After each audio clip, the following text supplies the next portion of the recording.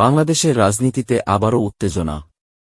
ক্ষমতা হারানোর ৬ মাস পর শেখ হাসিনা নেতৃত্বাধীন আওয়ামী লীগ এবার অন্তর্বর্তী সরকারের বিরুদ্ধে রাজপথে নামার ঘোষণা দিয়েছে। কিন্তু প্রশ্ন হচ্ছে, নেতারা যখন পলাতক বা কারাবন্দী, তখন এই কর্মসূচি সফল হবে কিভাবে?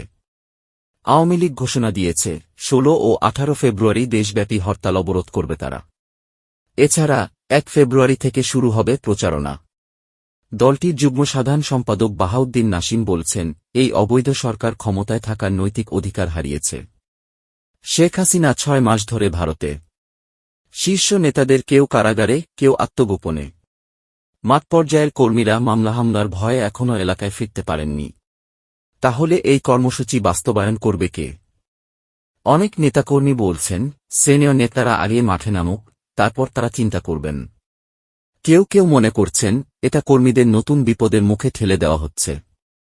অন্যদিকে বৈষম্যবিরোধী ছাত্র আন্দোলন হুঁশিয়ারি দিয়েছে, আওয়ামী লীগ মাঠে নামলে প্রতিহত করা হবে। তাদের দাবি, শেখ হাসিনার আমলে হওয়া অপরাধের বিচার না হওয়া পর্যন্ত আওয়ামী লীগকে রাজনীতি করতে দেওয়া হবে না। দ্রব্যমূল্যের ঊর্ধ্বগতি, আইনশৃঙ্খলার অবনতি এবং সরকারের জনপ্রিয়তা কমার সুযোগ কাজে লাগাতে চাচ্ছে আওয়ামী লীগ। তবে আন্দোলন কতটা সফল হবে, সেটাই এখন দেখার বিষয়।